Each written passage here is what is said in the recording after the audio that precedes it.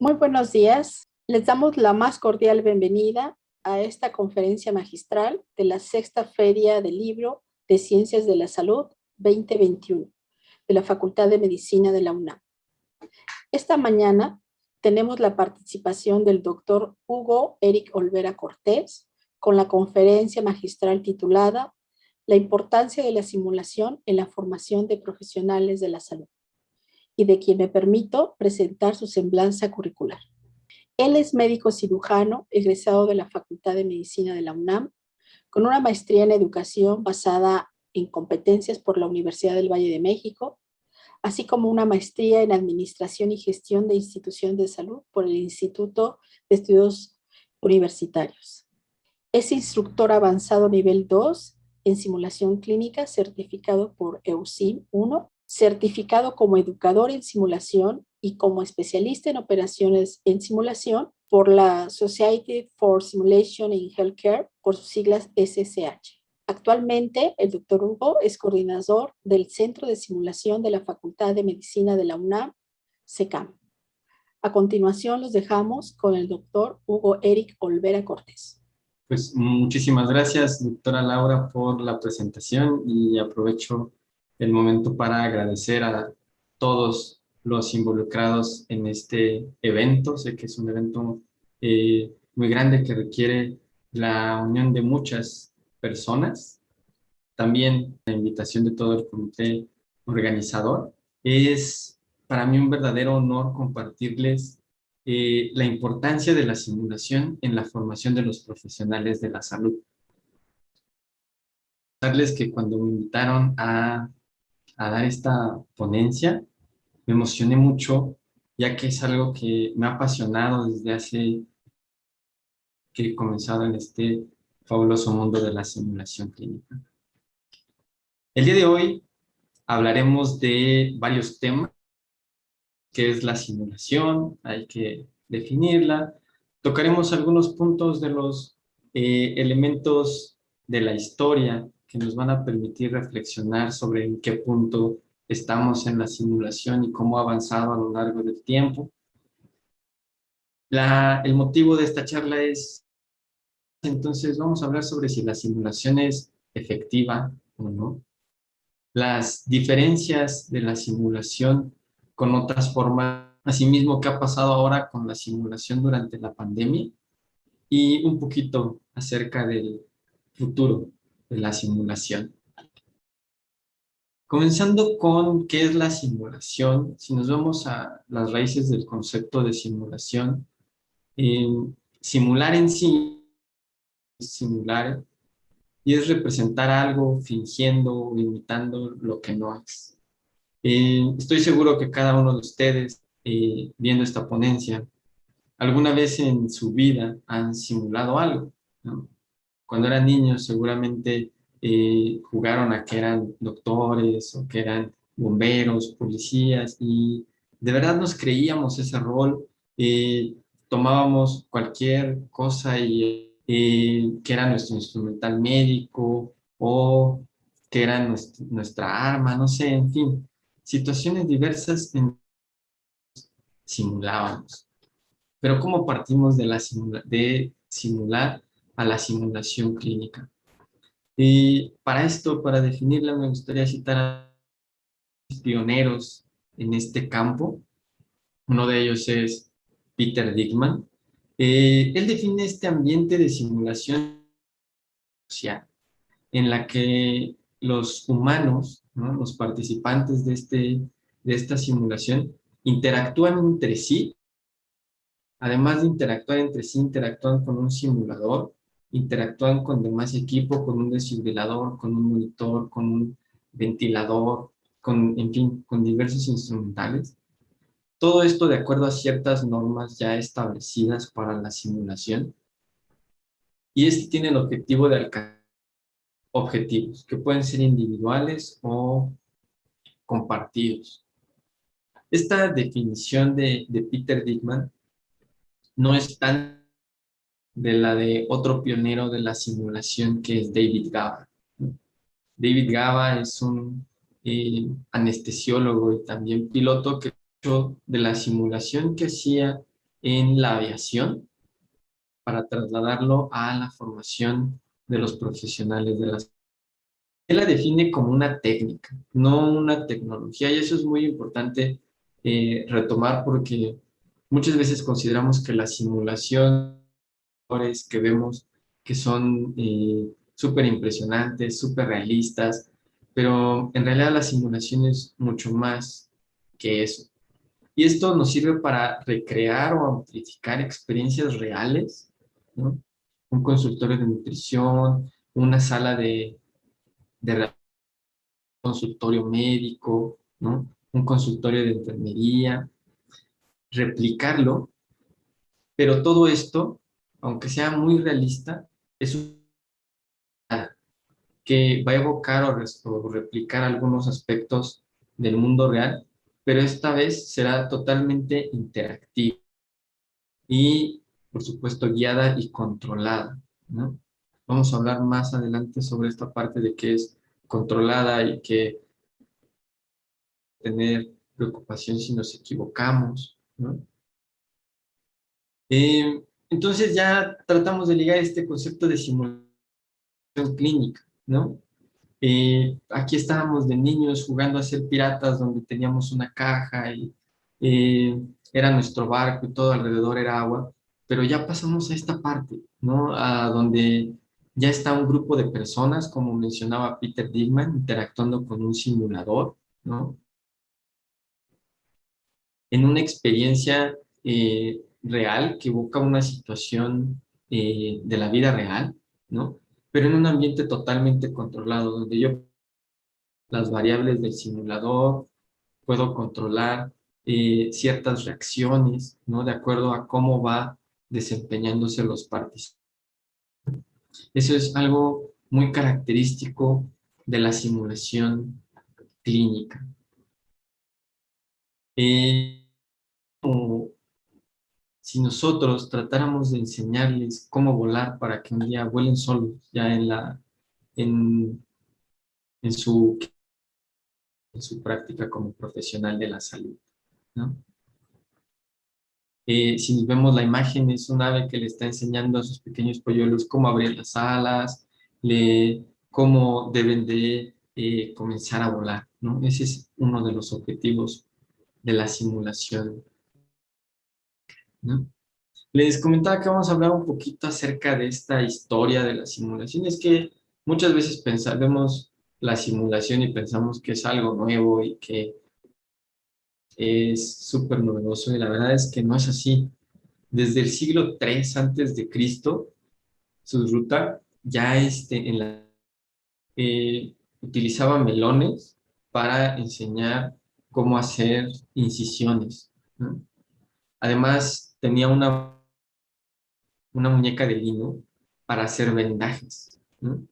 Esto para poder practicar y para poder desarrollar ciertas habilidades, ¿no? Ya es desde hace muchísimo tiempo. Les mencionaba, la simulación no es que la hayamos inventado en medicina, en enfermería, en nutrición, sino es parte de muchas otras áreas, entre ellas la aviación. Desde 1929 construyó el primer simulador de vuelo, ¿no? Para poder entrenar a pilotos y que se desarrollaran ciertas habilidades.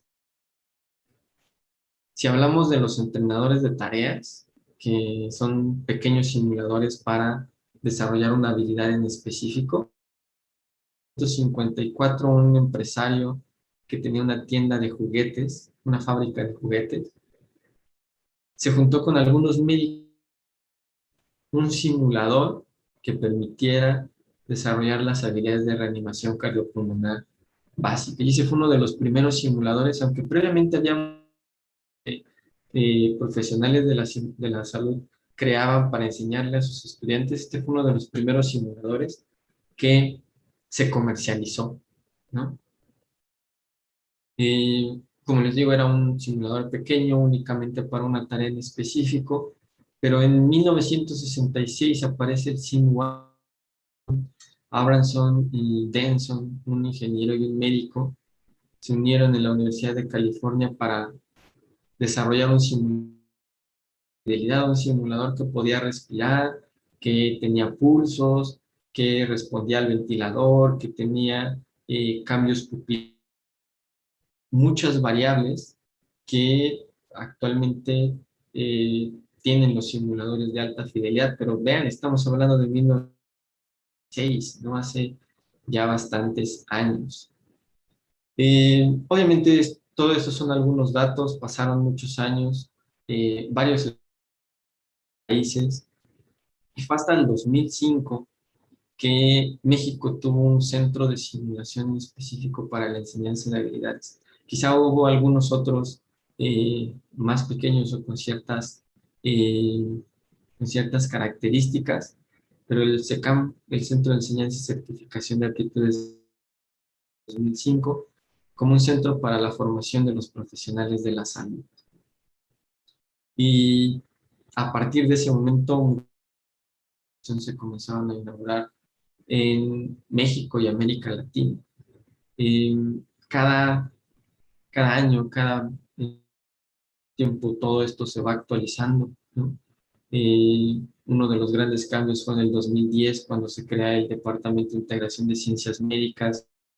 La simulación clínica forma parte de la malla curricular en esta asignatura, junto con el aprendizaje basado en problemas. Y asimismo hay muchos otros avances que se han en el campo de la simulación clínica en pro de la formación de los profesionales de la salud. Y si hablamos de si la simulación clínica es efectiva, tenemos que hablar de un par de revisiones sistemáticas. Por ejemplo, en esta, de qué tan efectiva es la simulación para la cirugía abierta, ¿no? Y se encontraron en esta revisión diversos estudios de la simulación clínica porque mejoraron las habilidades tanto de expertos como de novatos en tiempos quirúrgicos, en reducción de complicaciones, entre otros aspectos que ayudan a decir que la simulación clínica es una técnica efectiva para la formación de los profesionales de la salud. Esto es una habilidad técnica como tal, ¿no? La cirugía, principalmente en el procedimiento, pero entre otros, como el razonamiento clínico, la toma de decisiones, también han existido y existen evidencias de que es efectiva la simulación en la enseñanza de la medicina en cuidados críticos, ¿no? En estudiar. Y si hablamos de simulación, hay varias formas de aprender con. Y mencionábamos que la tecnología juega un papel quizá importante dentro de la simulación, pero no el más importante. La simulación en diversos métodos instruccionales comparados con la simulación con alta tecnología. No hubo diferencias estadísticamente significativas. Si bien hay algunos estudios que apoyan el uso de simuladores de alta fidelidad, dependiendo del objetivo, se puede utilizar la simulación clínica para mejorar habilidades, competencias, entre otros aspectos de la formación de los estudiantes. Entre otros puntos, la simulación clínica nos ayuda en muchos aspectos. Este estudio se analizaron 2 años en cuanto a los y complicaciones que se tuvieron al colocar catéter venoso central, ¿no? Intensivos se analizaron el año 2008 y el año 2009. En el año 2008 no había simulación clínica, en el año 2009 contó con formación de los residentes en simulación clínica y se dieron cuenta que los costos debido a las complicaciones redujeron enormemente, aún con el gasto que se hizo para los simuladores y la formación de esos profesionales. Entonces es un punto extra para recordar que la simulación clínica es importante en la formación de los profesionales y qué tan importante es, ¿no? ¿Qué tan efectivo? Este es otro estudio bastante interesante, donde en la licenciatura de enfermería en unas universidades de Estados Unidos se reemplazó la práctica clínica que tenía eh, los estudiantes de enfermería. En las escuelas se reemplazó el 50%, ¿no? En otras el 25%, y se dieron cuenta en diversos indicadores que eso no final del curso de estos estudiantes. Entonces, si nos ponemos a reflexionar, podemos reemplazar o se podría reemplazar hasta de la práctica en, en hospitales, ¿no? Eso no quiere decir que vamos a reemplazar al 100% y eso es muy importante dejarlo claro. Sin embargo, la simulación clínica tiene ciertas ventajas que nos va a permitir reemplazar ese tiempo. Si bien las compañías mencionan que hay muchos aspectos que hay que mejorar en ese estudio, quizá ampliarlo en el número de escuelas, verificar algunos otros que nos permitan apoyar al 100% esta teoría, es un parteaguas para poder considerarla como parte del, en la formación de los profesionales de la salud. Y para resaltar un poco más la simulación, imagínense que van a salir de viaje, ¿no? Se encuentran ya en el, encuentran sentados y de pronto les habla el capitán y les dice,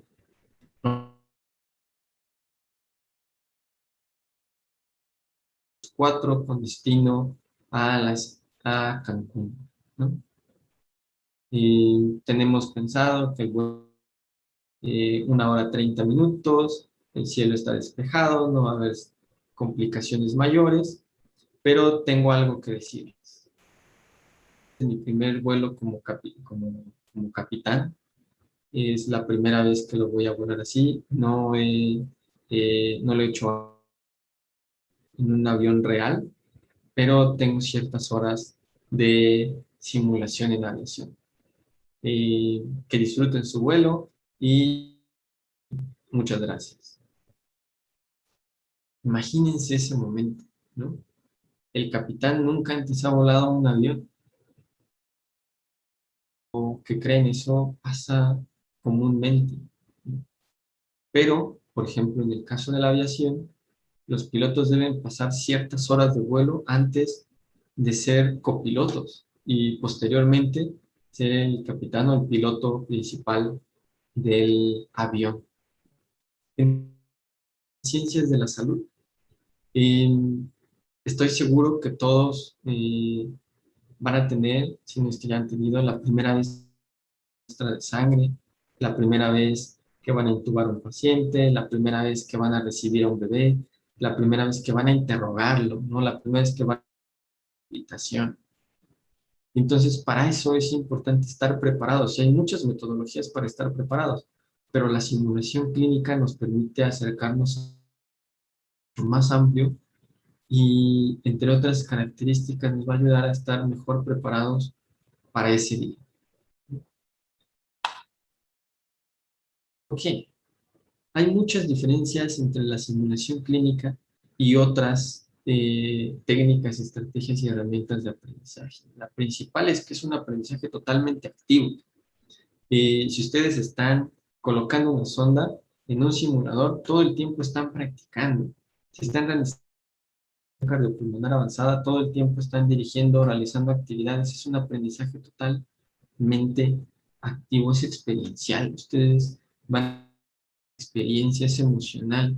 Si están vendando a un paciente, si están ayudándolo en la rehabilitación, si están interrogándolo, todo eso nos va a generar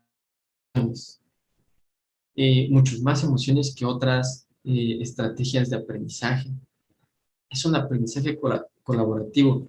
Ya lo veíamos en las imágenes, actuando con otras personas y aprendemos de ellos. Por eso es un aprendizaje social también. Es un aprendizaje significativo. La retención de los conocimientos y de las habilidades es mucho más alta que con otras estrategias. Además, si hablamos de los errores, estoy seguro que todos ustedes se han una vez en su vida, ¿no? Y nos vamos a seguir equivocando. En el caso de los profesionales de la salud, con el paciente podrían ser muy graves, inclusive fatales. Pero con la simulación clínica nosotros podemos aprender de ese error en frente del paciente o con el paciente, ¿no? No quiere decir que como está en la imagen vamos a enseñarlos a volar, pero los vamos a aventar al principio. No, todo debe de estar muy preparado, muy controlado, con el fin de que sea un aprendizaje activo, que esas emociones no sean, ¿no? Que ese error en donde que suceda en la simulación clínica, ustedes aprendan de él, que no tengan miedo a sentirse mal por equivocarse, sino que ustedes se sientan en esa seguridad de que criticar destructivamente, sino que con ese error ustedes van a aprender y vamos a aprender todos de ese error, sus compañeros, facilitadores, por supuesto, ¿no? Pero para aprender de ese error, tendríamos que hablar de cómo se puede aprender. Entonces, gracias a que la simulación clínica genera un contenedor seguro de aprendizaje. La primera es que en este contenedor seguro de aprendizaje hay una seguridad psicológica, ¿no? Es un lugar en donde yo voy a aprender del error. Si me equivoco, no pasa nada. Me van a ayudar a aprender de ese error. No voy a hacer ni destructivamente. Además, va a haber seguridad para el paciente, ¿no? Ya vimos hace rato la imagen del simulador. Eso quiere decir que no, si yo pongo mal el catéter o si yo pongo un vendaje muy apretado, si realizo un procedimiento mal, no va a pasar de que aprendamos de ese error y lo podamos repetir, ¿no? A diferencia si lo hiciéramos en un paciente. Va a haber seguridad para el participante, ¿no? No es lo mismo un paciente, ¿no?, a colocar un acceso venoso a en donde se pueden picar, hay mayor riesgo por fluidos, etcétera, a que lo practiquen primero con un simulador. También seguridad para el facilitador, ¿no? Hay clientes cuando el, el profesor en un ambiente clínico supervisa los procedimientos del estudiante y puede haber algún error que podría llegar a atentar contra la seguridad del facilitador. En el caso de la simulación clínica, esa seguridad es bastante para todos estamos en un contenedor seguro de aprendizaje. Y esto, a diferencia de otras estrategias de simulación clínica, tenemos muchas modalidades, entrenadores de tareas. Ustedes pueden aprender a tomar una gasometría, a colocar un DIU, a realizar una citología, a realizar una exploración de fondo de ojo, diversos procedimientos que pueden estandarizarse, ¿no?, en todos los de la salud. Hay otros simuladores ya más avanzados que son como este que vemos aquí, que se permite monitorizar, dar las compresiones, tiene pulsos por todas partes, carotídeos, femorales, ventila, tiene pulsos, ruidos cardíacos, respiratorios, en fin. Tiene muchas características que tiene un paciente, ¿no?, una persona real, y además puedo modificarlos todos con ayuda. Eso ayuda bastante para algunas de las simulaciones, claro, dependiendo cuál es el objetivo. Hay otros simuladores, no quiere decir que tengamos que estar siempre en el centro de simulación. Estos son programas computacionales que permiten simular situaciones diversas. En el caso del departamento de integración, nos hemos preocupado por eso desde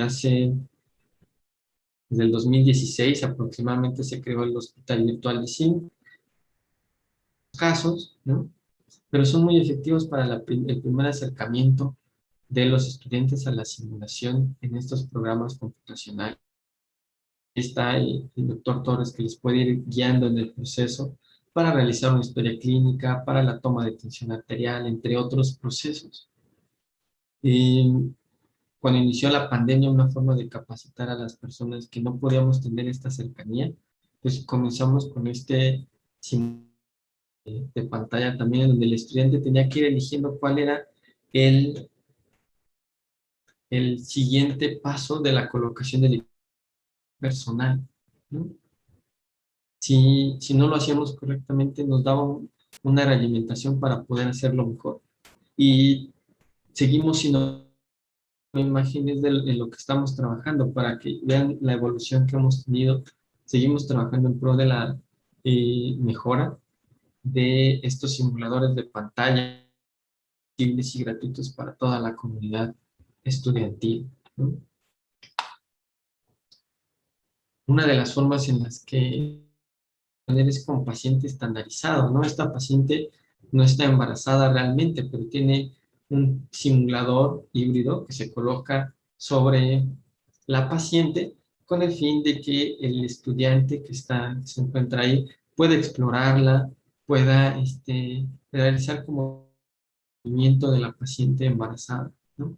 Entre otros casos, ¿no? Puede ser simplemente interrogatorio, una consulta, comunicación de malas noticias, procedimientos que se pueden realizar con pacientes estandarizados, ¿no? Para lograr esto es el realismo. La estrategia es sumamente diferente a, por ejemplo, el leer, ver un video, en fin. El realismo tiene un realismo físico. El mismo laringoscopio que yo voy a utilizar para intubar aquí lo voy a utilizar en la vida real, ¿no? El realismo conceptual. Si el paciente está sangrando, yo voy a parte de los signos vitales. Y el realismo psicológico, que es el que pone el participante a la hora de entrar al escenario de simulación. Si ustedes se creen que de verdad están en ese escenario, en ese escenario clínico, estoy seguro que el aprendizaje será mucho mayor, demostrado. Esta experiencia es totalmente inmersiva. Primero lo como ven al médico que está realizando la atención del recién nacido en un simulador, que si se equivoca absolutamente nada, pero después estas habilidades las va a llevar a un siguiente nivel ya con el paciente real.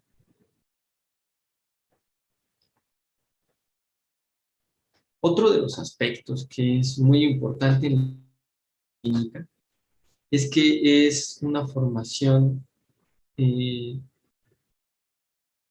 donde se puede realizar una evaluación formativa y sumativa.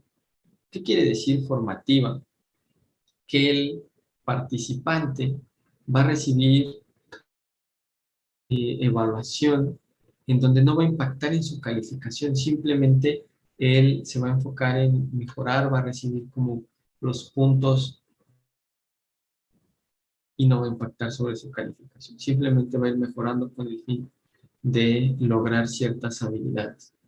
Y el otro aspecto es la sumativa, en donde con la simulación clínica se puede evaluar que se han dominado las habilidades y eso se ha hecho en muchísimos aspectos, ¿no? Por ejemplo, la simulación clínica se utiliza para certificar habilidades como reanimación cardiopulmonar, atención de trabajo de parto, se ha utilizado para el examen profesional en las diferentes disciplinas del área de la salud. Se ha utilizado también en los consejos médicos para la certificación de especialistas, ¿no? Entonces, esta simulación dio campo para poder actuar. Si bien Aún falta mucho campo por recorrer. Ya hay muchas experiencias en este ámbito de la evaluación. Otro de los antes, a diferencia de otras eh, estrategias, es la reflexión. Y en este caso, les mencionaba en un inicio que es también un aprendizaje reflexivo y se ha empleado la reflexión en diferentes aspectos de la simulación. Si realizamos entrenamiento de alguna tarea, que es repetir la tarea, con ayuda de un facilitador que me está dando una realimentación. Esa realimentación me va a ayudar a mejorar. No es lo mismo que se pare todas las mañanas y vaya a correr, a que si tiene una persona con experiencia que le diga, no, mira, tienes que de esta manera, ahora utiliza tal tipo de tenis, ahora vamos a correr de esta manera, utiliza estos tipos de ejercicio previamente, calienta de esta manera. Es lo mismo en la forma de los profesionales de la salud. No es lo mismo que yo les dé una jeringa y un brazo de punción y ustedes se pongan a funcionar las veces que sean, que ustedes consideren, a que si hay algún experto con ustedes y les diga cómo tomar la jeringa, cómo colocar la ligadura, cómo realizar las técnicas de asepsia, en fin, todo esto nos ayuda a tener una simulación clínica efectiva y que sea productiva para nuestra formación. Un apartado, lo que es la realimentación, y otra es el debriefing. En simulación clínica se utiliza esta estrategia que es el debriefing, en donde un facilitador va a guiarlos en un proceso reflexivo de tomar esos errores y esos aciertos en el escenario de simulación para poder formular un plan para un futuro, reflexionando sobre qué aspectos de mi modelo mental me llevaron a tomar esas decisiones.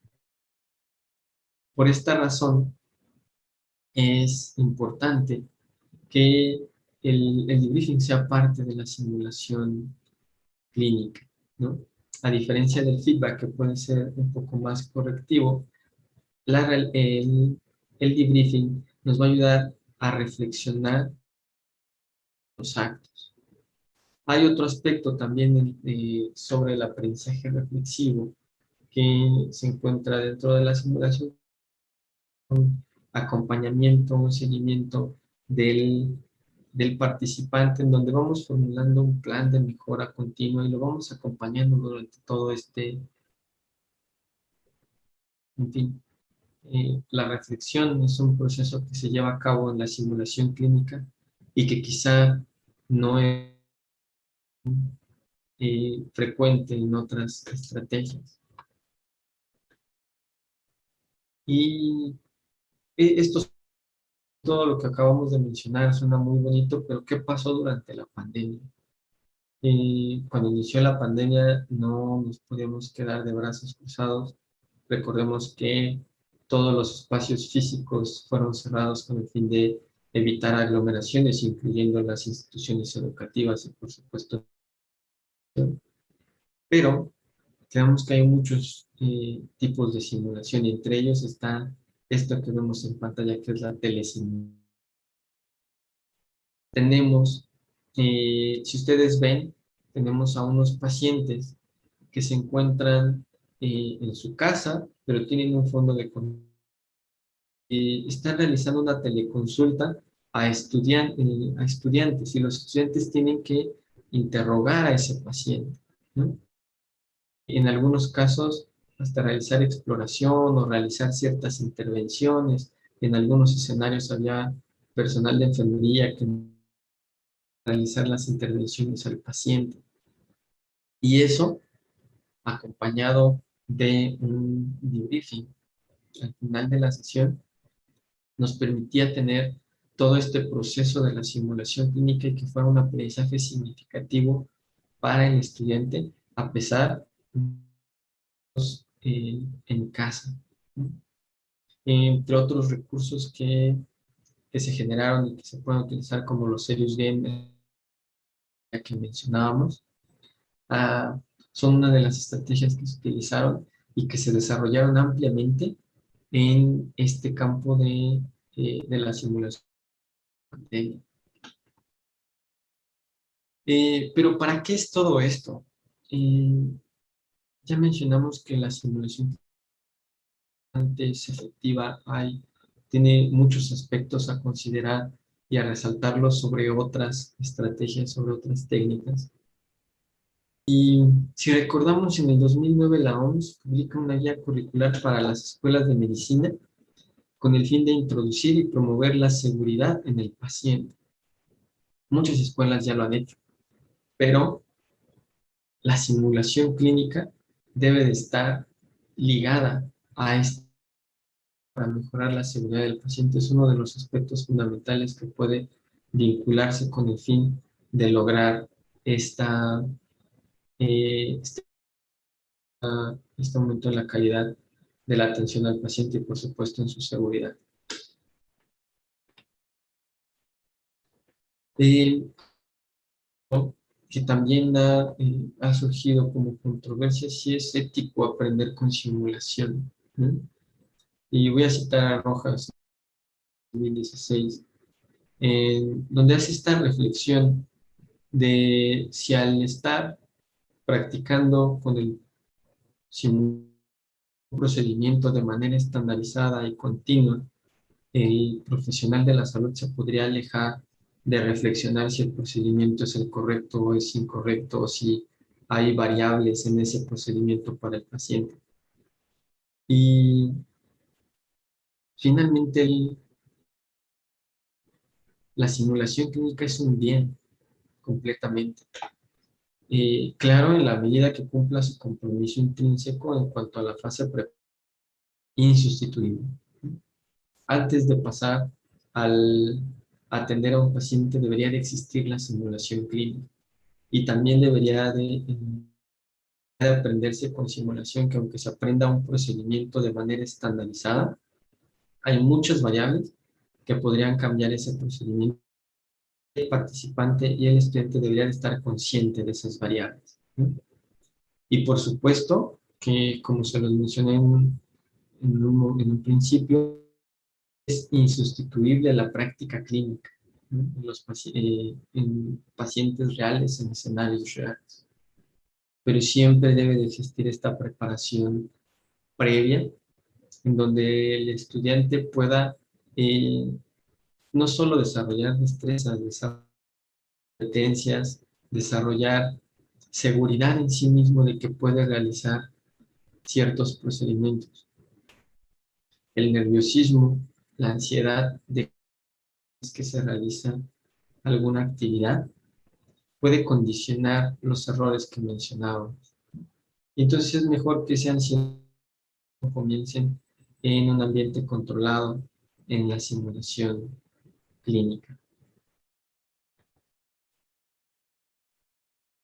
Hablando del futuro, el futuro para la simulación clínica es muy amplio. Los avances tecnológicos han hecho ahora la simulación con realidad virtual, la simulación con realidad aumentada, entornos completamente inmersivos, simulación áptica, eh, muchísimos aspectos en cuanto a avances tecnológicos. El futuro de la simulación eh, también hacia la simulación interdisciplinar y transdisciplinar, en donde diversas disciplinas se conjunten para desde la formación trabajar en conjunto.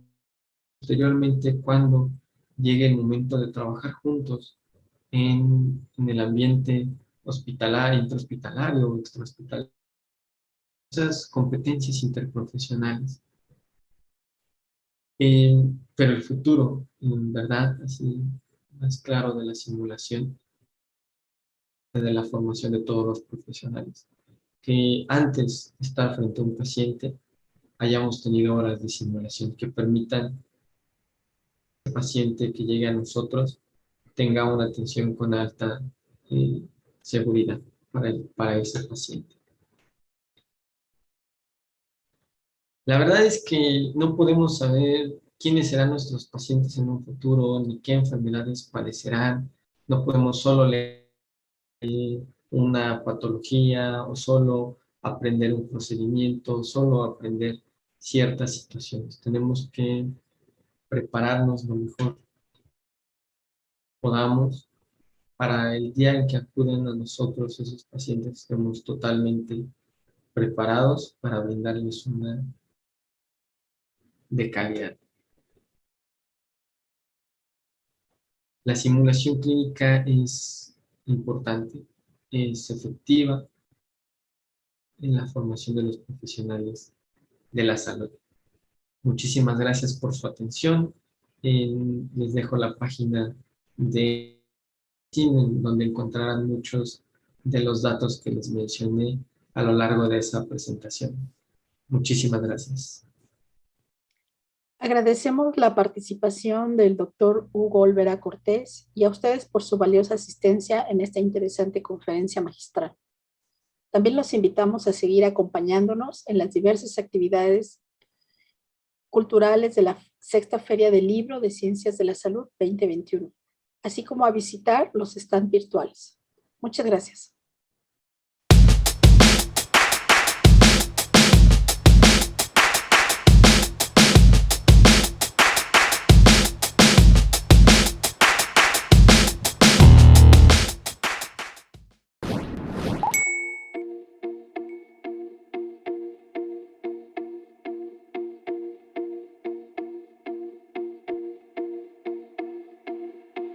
Hola amigos, el Grupo Educativo Siglo XXI es una institución con 30 años de prestigio académico, con una amplia oferta de licenciaturas avaladas por las instituciones educativas más reconocidas del país. Acompáñanos con este recorrido y conoce las licenciaturas.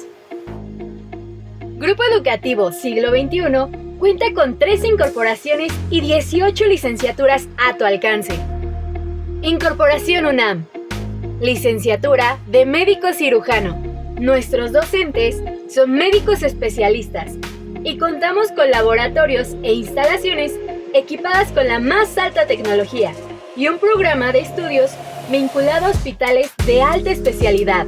De igual forma, trabajo social también está incorporado a la UNAM. Incorporación UAM. Tenemos 8 carreras incorporadas a la Universidad Autónoma del Estado de México. Comunicación, Derecho, Nutrición, Psicología, Contaduría, Economía, Administración, Relaciones Económicas Internacionales. Incorporación CEP con REBOE Federal. Puedes estudiar una de nuestras licenciaturas en plan cuatrimestral, con duración de 3 años y educación intensiva, terapia física y rehabilitación, animación y arte digital, criminología, gerontología, lengua inglesa, derecho, gastronomía, comunicación audiovisual.